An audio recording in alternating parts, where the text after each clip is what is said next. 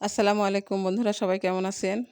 অবশ্যই ভালো আছেন। আল্লাহর রহমতে আপনারা সবাই ভালো থাকেন এবং সাপের উদ্যোগ যে বেড়েছে, সাপের হাত থেকে রক্ষা পাওয়ার জন্য সবসময় সাবধানে থাকবেন। এই যে দেখতেছেন আমার হাতে কিন্তু সাপ। এই সাপটা আজকে আমার বাড়িতে ঢুকছিল এবং আমি দেখতে পাইছি। দেখার পরে কিন্তু আমি মারছি। আমি কখনো ভাবিনি যে আমি সাপ মারতে পারবো। তারপরেও বিপদে পড়লে মানুষের অবশ্যই সাহস বাড়ে। এটা আমি জানতাম কিন্তু কখনো ট্রাই করিনি। কিন্তু আজকে আমি ট্রাই করে বুঝলাম যে বিপদে পড়লে সাহস অনেকটা বেড়ে যায়। আর আমার আল্লাহ এত আমার সাহস দিয়েছে যে রাত্রিবেলা কারেন্ট ছিল না, তারপরেও আমি এই সাপটা মারতে পারছি মোবাইলের লাইট দিয়ে।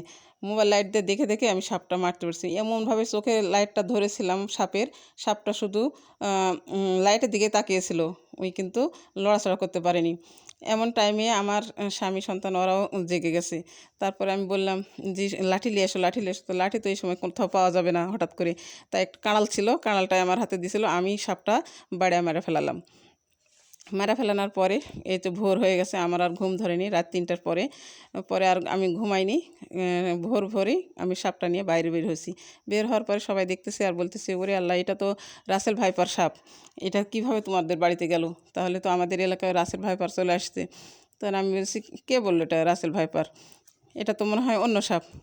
সবাই বলতেছে, না, এটা রাসেল ভাইপারের বাচ্চা। এটা আমাদের এলাকায়ও চলে আসছে। রাজশাহী এলাকায় এই সাপের উদ্যোগ বেশি। এই জন্য আমাদের এলাকায় চলে আসছে, আমাদের গ্রামেও চলে আসছে। সবাই সাবধান হয়ে থাকতে হবে। আমি তো আরও ভয় পেয়ে গেছি। আমি কখনো ভাবতে পারিনি যে আমি সাপ কোনো দিন মারবো, কারণ আমি সাপ দেখলে এত ভয় পাই। তারপরেও আমি সাপটা মারতে পারলাম, এটাই আল্লাহর কাছে আমার হাজার শুকরিয়া। মানে জীবন বাঁচাতে হলে যা করা যায় আর কি। আমি জীবন বাঁচানোর জন্য আমি দুই হাতে দুই লাঠি নিয়েও পরে আমাকে আরেকটা লাঠি দিছে, ওই লাঠি দিয়েও মারতেছি। মানে আমার বিশ্বাস হচ্ছে না যে আমি সাপটা মারতে পারলাম, সঠিকভাবে মারা পড়ছে কি না। কারণ সাপটা যদি আমি না মারতে পারি, আমি এই সাহসটা যদি না করি, তাহলে তো আমাদের বাড়িতে আমার থাকাই অসম্ভব হয়ে যাবে। কারণ আমার স্বামী অসুস্থ, তাকেও কামড়াতে পারে। আমার মেয়ে ছোট, তাকেও কামড়াতে পারে। আর আমাকেও তো পরবর্তীতে কামড় দিতে পারে। এই ভয়ে আমি তাড়াতাড়ি করে সাপটা মারছি। তো বন্ধুরা, রাসেল ভাইপার এই সাপের হাত থেকে রক্ষা পেতে অবশ্যই আপনারা সাবধানে থাকবেন।